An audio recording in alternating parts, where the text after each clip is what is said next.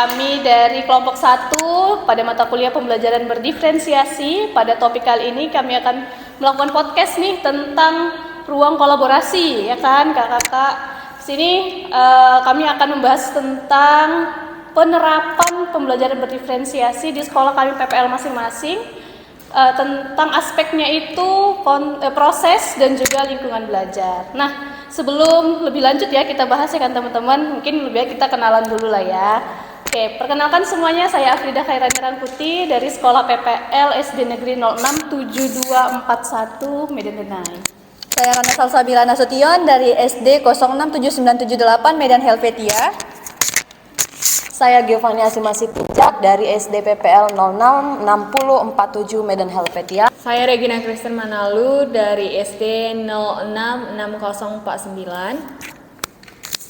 Saya Litani Faftrin Sregar dari SD 066049. Saya Anggia Priliani dari SD 06650 di Jalan Bahagia Bypass. Oke nih teman-teman, sobat-sobat PPG, calon guru gelombang 2 2024. Tadi kami sudah perkenalan, mungkin untuk mempersingkat waktu kami akan lebih lanjut membahas tentang gimana sih penerapan pembelajaran diferensiasi terkait aspek proses dan juga lingkungan belajar di sekolah PPL kami masing-masing nih. Nah, mungkin dari saya dulu ya mungkin ya teman-teman ya. Boleh. Oke, jadi di sekolah kami nih di SD 067241 Medan Denai terkait pembelajaran berdiferensiasi, kalau secara keseluruhan di seluruh kelas yang ada di sekolah tersebut sepertinya tidak semuanya menggunakan pembelajaran berdiferensiasi. Namun dari aspek yang saya amati di kelas pamong saya itu tidak menerapkan nih, sayang sekali, tentang prosesnya, tidak menerapkan pembelajaran diferensiasi, dan juga lingkungan belajarnya juga tidak mendukung untuk menerapkan pembelajaran berdiferensiasi. Namun kalau di kelas pamong kami yang satu lagi, kan kita satu sekolah ada 2 pamong nih. Kalau di kelas pamong yang satu lagi, di situ kalau terkait aspek dari prosesnya itu sudah terlihat dari adanya tutor teman sebaya. Nah, jadi ketika diskusi beliau atau guru tersebut membuat kelompok dengan si siswa-siswanya itu dengan menerapkan tutor sebaya. Jadi tidak dalam satu level yang sama memang, cuman dari referensi yang juga saya baca ternyata tutor sebaya itu juga termasuk ke diferensiasi proses gitu. Tapi sekolahnya udah kurikulum merdeka ini kan? Udah Kak. Cuman itulah dari hasil wawancara juga dengan gurunya, memang katanya belum menerapkan, yang untuk saat ini belum menerapkan, cuman pernah menerapkan katanya. Cuman pada semester ini belum diterapkan kembali gitu. Mungkin itu sih kalau dari SD 067241. Mungkin gimana nih kalau dari SD Kak Rana nih 067978 dari Helvetia. Ya, saya akan bercerita tentang di permasalahan berdiferensiasi di SD 067978 Medan Helvetia. Hampir sama sih seperti yang kayak kasus di Afrida katakan tadi. Sekolah saya juga yang tempat saya PPL itu juga belum keseluruhan menerapkan pembelajaran berdiferensiasi ini. Tapi untungnya guru pamong yang saya tempatin itu menerapkan kelas diferensiasi di kelasnya. Jadi saya bisa melihat secara langsung gimana sih pembelajaran diferensiasi itu. Nah, jadi keadaan lingkungan kelasnya itu, saya mulai dari lingkungan belajarnya dulu pertama ya. Memang ruangannya itu terlihat kecil sebenarnya. Hanya saja karena gurunya pandai mengolah kelas itu menjadi lebih baik. Jadi terlihat kelas itu kayak betul-betul sumber informatif gitu. Media pembelajaran yang ditempelkan ataupun ditaruh di meja informasinya itu memang semuanya berguna selama proses pembelajaran. Jadi nggak semata-mata pembelajaran itu hanya didapatkan dari buku, dari siswa ini kan. Kalau untuk pembentukan kelompoknya, dia itu berbentuk kayak 2 meja dijadikan 1. Jadi setiap satu kelompok itu ada kira-kira 4 atau 6 orang. Kelompoknya itu dikelompokkan berdasarkan kemampuan kognitif anaknya masing-masing. Jadi itu kan ada 4 kelompok ya di kelas itu ya. 2 kelompok di depan itu kategori siswa yang bisa lah kognitifnya, bisa dikatakan mampu untuk bisa paham gitu sama materi pembelajaran yang disampaikan guru. Sedangkan 2 yang di belakang itu dikategorikan lamban. Kenapa ditaruh di belakang? Karena biar supaya bisa si guru ini memfokuskan nanti perhatiannya setelah menerangkan untuk yang depan materinya, Jadi dia bisa datang ke belakang untuk mengajari lebih khusus gitu kepada murid-murid yang belum mampu tadi, belum paham tadi ya kan. Itulah kalau untuk pembentukan kelompoknya seperti itu. Kemudian untuk prosesnya ya, proses pembelajarannya. Saya juga cukup terkagum dengan guru pamong saya sendiri gitu ya kan. Karena dia proses pembelajarannya itu benar-benar bermakna kalau saya katakan. Di pagi hari itu diawali dengan ice breaking seperti biasa guru SD ya kan, kemudian doa, terus menyanyikan lagu nasional, kemudian dia menggunakan media elektronik. Jadi siswa ini walaupun dia masih kelas 1 SD, saya di kelas 1 ini ya informasinya, walaupun waktu di kelas 1 SD mereka sudah menggunakan media PowerPoint atau enggak video pembelajaran yang interaktif gitu di kelasnya. Jadi guru itu bisa membangun pembelajaran itu enggak kayak seperti lagi belajar, siswa itu merasa kayak lagi bermain. Karena materi pembelajarannya itu bersifat kontekstual kali untuk dipahami sama anak-anak. Kayak kemarin tuh ada materi kayak penjumlahan gitu ya kan. Kalau untuk kita seperti biasa, kita hanya menuliskan 1 tambah 1 sama dengan 2. Disimbolkan langsung dengan angka nih kan. Sedangkan anak SD kelas 1 karakteristiknya itu kan berpikirnya masih secara belum bisa berpikir secara abstrak ya kan, masih berpikir secara konkret. Jadinya di video pembelajarannya itu si Bu Sulastri ini yang guru pamong saya ini memberikan gambaran buah mangga, betul-betul buah mangga itu, foto buah mangga diletakkannya di PowerPoint-nya itu, misalnya dua buah mangga ditambah 3 buah mangga itu sama dengan berapa buah mangga. Nah, kalau udah ditengok anak murid itulah, dihitung anak murid itulah jumlah mangganya berapa ya kan. 1, 2, 3, 4, 5 baru digambarkan anak murid itu langsung di papan tulis itu berdasarkan tampilan PPT yang tadi gitu. Jadi mereka tuh kayak mencontohkan langsung gambarnya itu di papan tulis gitu. Sedangkan untuk pengurangan, mangganya itu tinggal dicoret aja. Jadi langsung mereka belajar yang enggak hanya belajar tentang simbolis angka aja.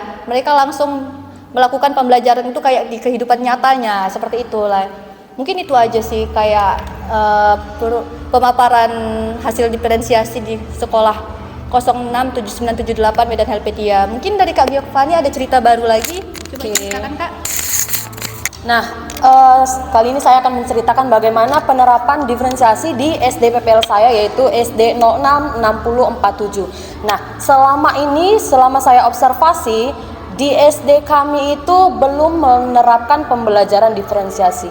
Khususnya di kelas guru pamong saya, yaitu kelas 4. Memang sih mereka itu duduknya itu per kelompok ya, seperti yang Kak Rana bilang tadi, satu kelompok itu digabungkan jadi 2 meja, orangnya itu bisa 4 atau 5 orang, tapi itu tidak atas dasar dari kesiapan belajar, minat bakat peserta didik, ataupun gaya belajar. Seperti yang kita ketahui kan kalau untuk menerapkan diferensiasi kan berdasarkan dari 3 hal ini. Iya. Nah, sementara guru pamong kami itu tidak menerapkannya berdasarkan 3 aspek tersebut. Jadi kelompok-kelompok meja tadi itu hanya random saja. Jadi guru pamong kami hanya memilih ya berdasarkan Absen kurang saya. Bisa jadi absen. Jadi tidak ada berdasarkan gaya belajar, tidak berdasarkan kesiapan, tidak melalui itu.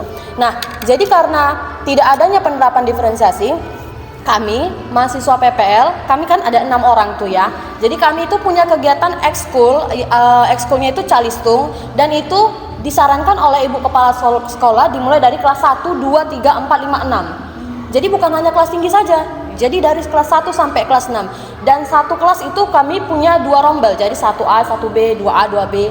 Jadi itu lumayan banyak siswa yang belum bisa membaca. Nah, disitulah kami menerapkan diferensiasi 6 orang mahasiswa PPL. Jadi pertama kami mengumpulkan dulu semua siswa yang sudah di-list oleh wali kelasnya. Kami gabung di dalam satu kelas. Di situ kami mulai tes diagnostik dulu. Sejauh mana kemampuan mereka untuk membaca. Nah, setelah kami tes diagnostik, baru kami ketahui, oh yang ini tuh sudah kami membagi jadi ketiga kelompok. Yang ini belum bisa membaca sama sekali, berkembang, dan yang ketiga itu mulai bisa mengeja. Nah, setelah kami sudah bisa mengelompokkannya, di minggu kedepannya itu minggu berikutnya barulah kami menerapkan diferensiasi proses, di mana kami mahasiswa 6 orang dibagi menjadi 3 kelompok, dan kami pun yang namanya proses berarti membedakan cara pengajaran ya teman-teman ya. Nah, di situ kami menerapkan diferensiasi. Jadi misalnya saya dengan teman saya yang lain itu mengajar di kelompok yang sama sekali belum tahu huruf, misalnya belum bisa membaca. Nah, artinya kami harus lebih press lagi, lebih menekankan pengenalan huruf. berbeda dengan yang sudah mulai berkembang, di mana mereka sudah tahu huruf tapi belum bisa baca. Jadi mereka mulai mengeja 2 suku kata, dan berbeda lagi dengan yang sudah bisa mengeja. Mungkin mereka sudah bisa mengeja 3 atau 4 suku kata. Dan jadi kami lah yang menerapkan pembelajaran diferensiasi di sekolah tersebut. Oh, berarti termotivasi karena itu nggak pernah diterapkan sekolah. Iya gitu ya, Kak, jadi kami berinisiatif untuk menerapkannya dalam kegiatan ekskul, seperti itu. Gimana nih kalau cerita selanjutnya dari SD PPL tempat Kak Regina? Oke, baik, terima kasih. Selama kami melakukan observasi di SD 066049, di situ kami melihat bahwa latar belakang siswa itu masih ekonomi keluarganya masih rendah ya, karena rata-rata guru-guru mengatakan kalau anak-anak di situ pekerjaan orang tuanya adalah pemulung sampah atau yang melakukan kebersihan di lingkungannya. Pokoknya dia ekonomi masih rendah ya. Jadi pekerja-pekerja kasar itu maksud saya ya. Dari analisis pengamatan saya didapatkan bahwa guru itu melakukan diferensiasi proses ya. Yang kita tahu kalau aspek diferensiasi ini ada 4 ya. Ada konten, produk, proses, dan lingkungan belajar. Nah, tapi sepenuhnya diferensiasi proses ini tidak dilakukan oleh guru. Kenapa saya bilang begitu? Nah, kalau diferensiasi proses ini di mana guru mengelompokkan siswa berdasarkan yang dibilang tadi Kak Giovanni, ada berdasarkan kemampuan atau kesiapan peserta didik ya, kemampuan awalnya. Nah, di sini guru melakukan kelompok untuk belajar dalam kelas itu tidak sesuai dengan kesiapan belajar, jadi random ya. Tapi ada pendekatan yang dilakukan guru yang mana ada beberapa kelompok yang harus diperhatikan secara terus-menerus, dan ada yang kelompok yang tidak perlu diperhatikan secara terus-menerus. Jadi ada di situ diferensiasi proses yang mana guru melakukan pendekatan lebih terhadap siswa-siswa yang kemampuannya rendah dibandingkan siswa-siswa yang sudah mampu ya. Dan sama seperti cerita Kak Giovanni, kalau kami melakukan pembelajaran diferensiasi ini di luar pembelajaran sekolah, artinya setelah jam pulang sekolah kami melakukan kegiatan belajar membaca atau menulis. Jadi ada siswa-siswa itu dari kelas 1 sampai kelas 6 ada yang tidak tahu membaca dan menulis ya. Mungkin ini salah satu yang membuat kami semakin terpacu untuk melatih anak-anak didik, karena ada kelas 5 yang belum bisa membaca begitu kan, kelas 6 yang tulisannya masih jelek kali atau tidak terbaca ya kan. Jadi di situ kami pulang sekolah melakukan belajar baca dan menulis ini, tapi kami tidak seperti Kak Giovanni yang mana kami mengelompokkan berdasarkan kemampuan, tapi kami mengelompokkan berdasarkan kelas. Nah, alasan kami mengelompokkan berdasarkan kelas agar peserta didik itu tidak canggung. Misalnya kelas 1 itu kami gabungkan dengan kelas 2 yang mana kemampuan mereka sama-sama tidak mengenali huruf dan tidak bisa membaca ya kan. Jadi kami mengelompokkan sesuai kelas itu agar mereka juga nyaman belajar terhadap kami. Jadi kami ada 6 anggota PPL. Jadi kami setiap anggota ini memiliki tanggung jawab masing-masing kelas ya. Misalnya saya memegang kelas 1 atau saudari Litani nanti memegang kelas 2. Jadi setiap pulang sekolah itu kami melatih peserta didik untuk belajar membaca dan menulis. Jadi kami menerapkan setelah pulang sekolah pembelajaran diferensiasi itu. Dan dari wawancara terhadap guru juga mereka mengatakan belum menerapkan ya 4 aspek diferensiasi ini. Padahal sekolah tersebut mengambil kurikulum merdeka ya kan. Seharusnya itu salah sebenarnya. Oke. Bagaimana dengan saudari Litani? Oke, baik. Kalau dari saya sendiri sih karena memang berasal dari sekolah yang sama, yaitu dari 066049, mungkin kejadiannya hampir sama. Jadi sekolah kami itu belum sepenuhnya menerapkan pembelajaran berdiferensiasi. Ya, paling bisa dilihat hanya dari proses, itu pun dari pembagian kelompok. Kalau pembagian yang lainnya belum ada. Apalagi kalau lingkungan belajar ya. Lingkungan belajar itu masih sangat belum. Jadi mau dia hari apapun, mau dia pagi sampai siang, itu nggak ada, tetap di dalam kelas.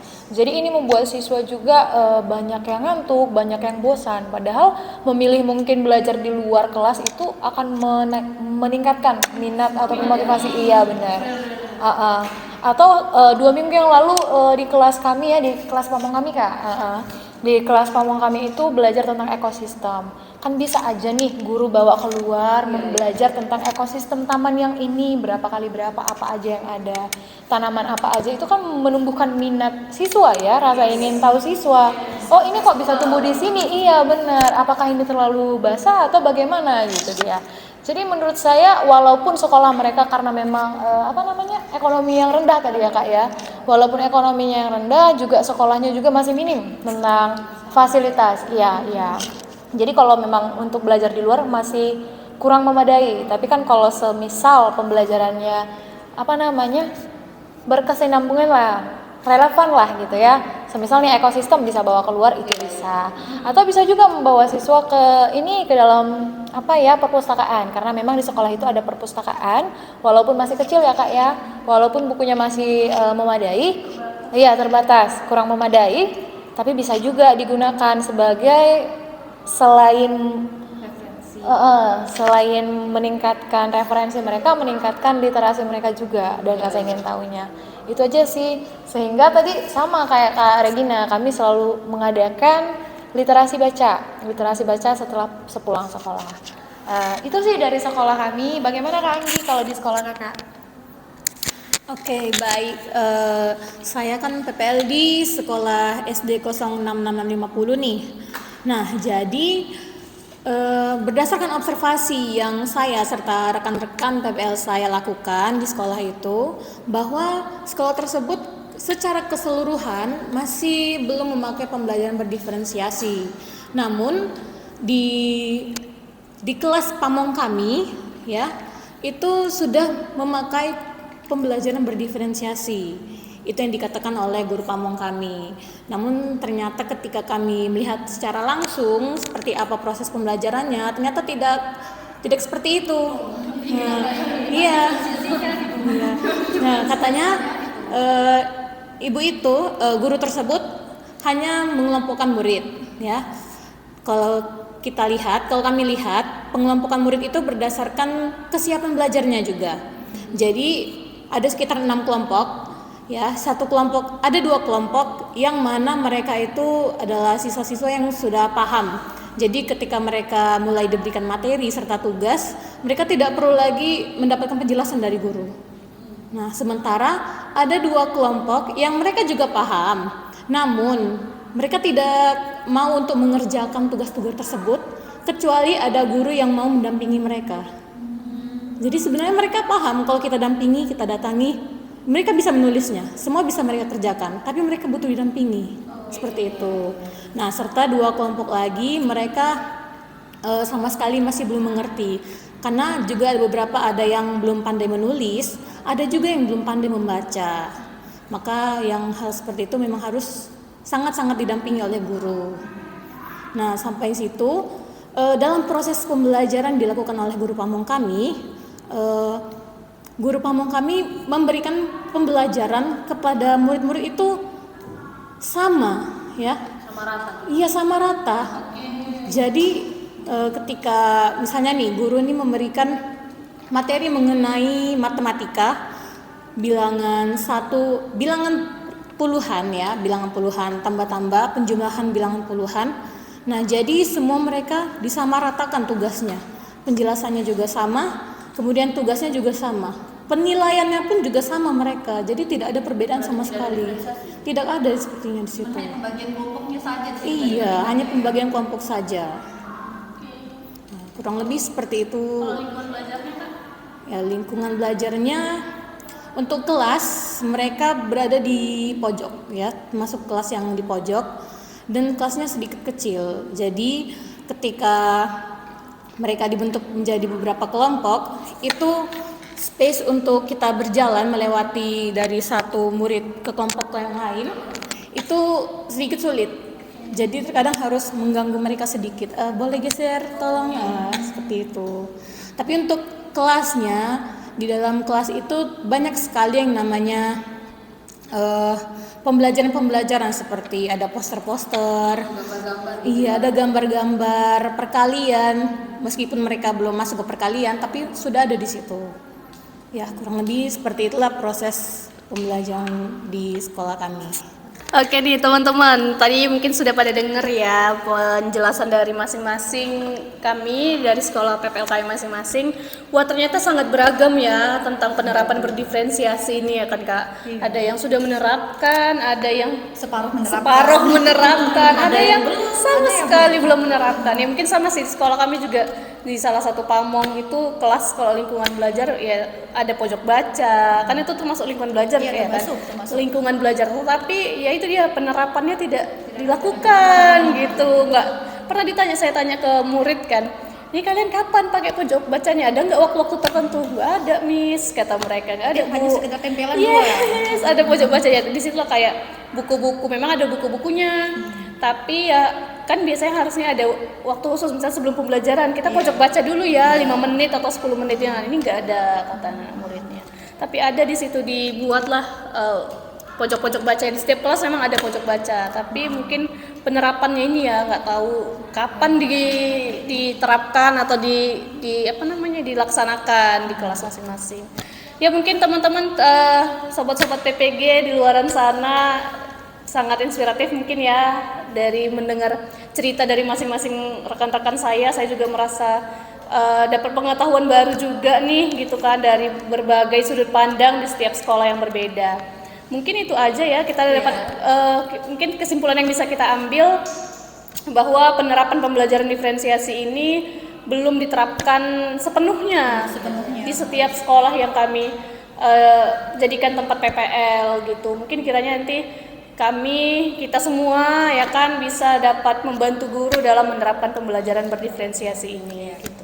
Oke, itu saja. Terima kasih banyak teman-teman, kawan-kawan semuanya atas waktu kita bersama, sudah dapat meluangkan waktu untuk sama-sama kita bahas nih tentang topik kita kali ini. So, itu aja. See you later.